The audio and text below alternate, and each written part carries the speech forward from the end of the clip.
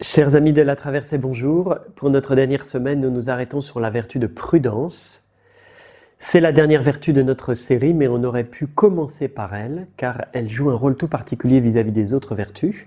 Et en même temps, elle est un peu plus compliquée à acquérir, donc c'est pour ça qu'on la traite en dernier. La vertu de prudence n'a rien à voir avec ce qu'on appelle dans la vie ordinaire la prudence, cette attitude qui consiste à éviter de prendre des risques, à se protéger des dangers.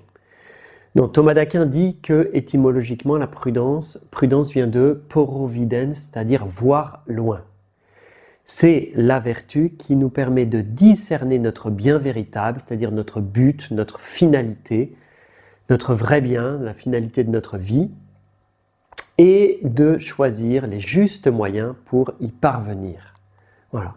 Donc c'est une vertu qui va m'aider à trouver, si on peut dire, ma mission de vie, la finalité de ma vie sur ma terre, ou en tout cas les grands buts de ma vie, pas les petits objectifs, mais les grands buts, ce que je veux faire dans ma vie, et à choisir les bons moyens pour réaliser ces buts. On pourrait dire qu'elle est synonyme de leadership, de responsabilité, de capacité à gouverner, de sagesse, qui se dit phronésis et qui en général est traduit par prudence dans l'écriture. La prudence fait un lien entre l'avenir, c'est-à-dire le but, ma finalité, et le présent, comment je peux y parvenir, par quel moyen je vais choisir pour y parvenir. C'est une vertu du gouvernement de notre vie d'abord, et puis du gouvernement de la vie des autres.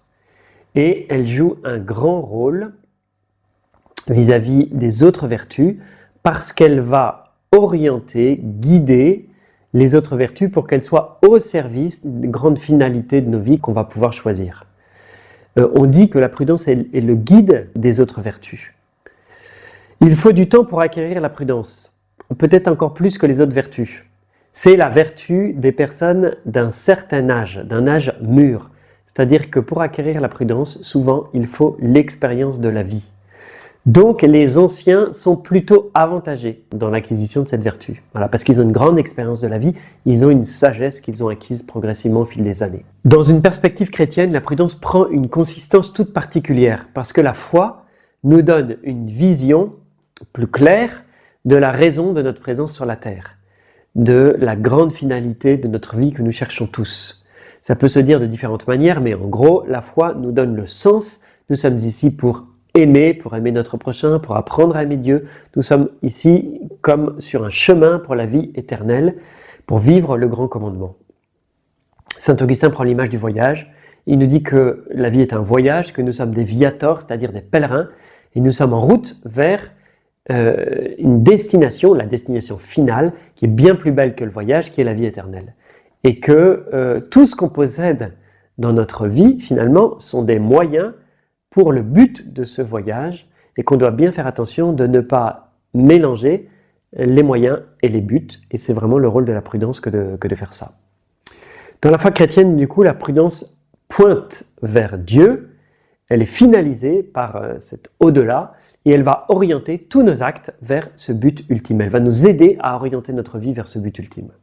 Je voulais maintenant vous partager 3 conseils pour faire grandir la prudence dans notre vie. Premier conseil, gardez sans cesse le but final de notre existence sous les yeux. Pourquoi sommes-nous sur la terre? Voilà, eh bien, la réponse à cette question va nous aider à orienter notre vie vers ce but. Pourquoi c'est si important? Eh bien, parce qu'il y a des risques, il y a 3 grands risques. Le premier, c'est le risque que nous n'avancions pas dans notre vie. Ma vie n'a pas de sens, je ne trouve pas de sens à ma vie. Je ne suis motivé par rien. Premier risque. Deuxième risque, je limite mon horizon de vie à mon horizon terrestre. Mon but est de réussir socialement, mon but est de gagner de l'argent. Et donc je donne uniquement comme horizon à ma vie un horizon terrestre. Troisième risque, c'est le risque de la dispersion. Il y a tellement de choses passionnantes sur la Terre que j'essaie de tout faire, de faire au maximum. Finalement, je me disperse, je papillonne et j'oublie qu'en fait j'ai un seul but, qui est de me préparer à cette vie éternelle, de marcher vers cette vie éternelle à laquelle Dieu m'appelle. Fabrice Adjadj, dans un livre qui s'appelle « Réussir sa mort », écrit « Prenez un homme affairé, annoncez-lui, preuve à l'appui, qu'il va mourir dans 3 jours, et vous verrez, et observez son comportement, vous verrez cet individu changer complètement, arrêter de faire ce qu'il était en train de faire, et au contraire se mettre à faire d'autres choses. Qu'est-ce que nous enseigne ce petit épisode? Eh bien, la nécessité de ne pas nous laisser distraire. Hein. Souvent, nous connaissons nos priorités, mais en fait, nous nous laissons distraire. Voilà. Donc, premier conseil, pour faire grandir la prudence, ne jamais perdre de vue que nous courons après un but qui est plus grand, qui est le but de la vie éternelle, et que du coup, tout doit s'ordonner à ce but. Deuxième conseil, cultiver la docibilitas. Qu'est-ce que c'est la docibilitas? C'est une vertu. Ce n'est pas la vertu de la docilité, d'être docile, c'est la vertu du savoir apprendre, si on peut dire. C'est-à-dire qui mesure notre capacité à nous laisser enseigner. C'est, on pourrait dire, la vertu qui me dispose à apprendre de tous les lieux où je peux tirer des leçons, c'est-à-dire la vie, les événements, l'écriture, la vie d'autres personnes, etc., etc. Donc elle caractérise les gens qui apprennent, qui progressent, au contraire des gens qui n'apprennent pas et qui répètent sans cesse les mêmes erreurs. On peut apprendre de différents lieux. Le premier lieu d'apprentissage, c'est tout simplement nos échecs et nos erreurs. Il y a un dicton qui dit « le succès n'a rien à nous apprendre ». D'une certaine manière, c'est vrai.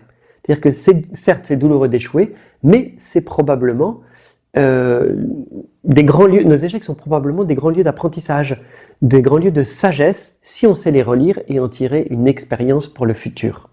Ça veut dire se poser les questions, qu'est-ce que je peux apprendre de cette situation difficile? Qu'est-ce que je peux apprendre de cet échec? Qu'est-ce que Dieu veut m'apprendre dans cette situation difficile? Parfois, l'apprentissage vaut la douleur de l'échec. C'est-à-dire qu'il y a des choses qu'on ne peut apprendre que finalement que dans un échec, parce que sinon on passe à côté. Voilà.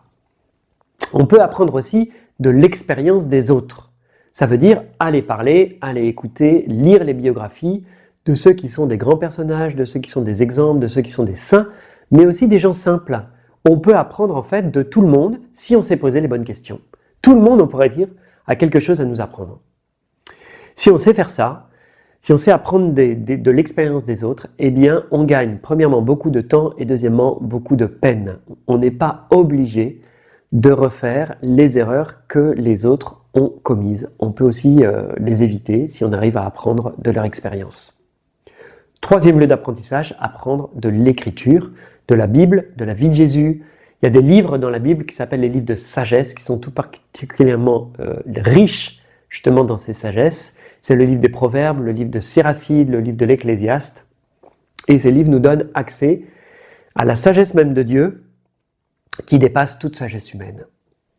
Et donc, la docibilitas, la capacité d'apprendre, va être un très bon moyen d'acquérir plus vite la vertu de prudence. Troisième et dernier conseil pour grandir en prudence, ne pas mépriser les petites responsabilités. L'art de gouverner les peuples, l'art de mener les grands projets s'acquiert dans les petites choses. Un jour, j'ai rencontré quelqu'un qui m'a dit « Moi, mon charisme, c'est de diriger les grandes choses, les grands projets. » J'étais un peu sceptique, parce qu'il y a un grand principe qui est résumé dans le verset que vous trouverez dans l'évangile de Matthieu, chapitre 25, verset 21, qui dit « Serviteur bon et fidèle, tu as été fidèle en peu de choses, je t'en confierai de plus grandes, entre dans la joie de ton maître. » Tu as été fidèle en peu de choses, alors je t'en confierai de plus grandes. En fait, c'est en gérant les petites choses, c'est en apprenant à gérer les choses humbles que le Seigneur nous prépare à gérer des grandes choses. Et quand on est prêt, eh bien quelqu'un va nous confier de plus grandes responsabilités.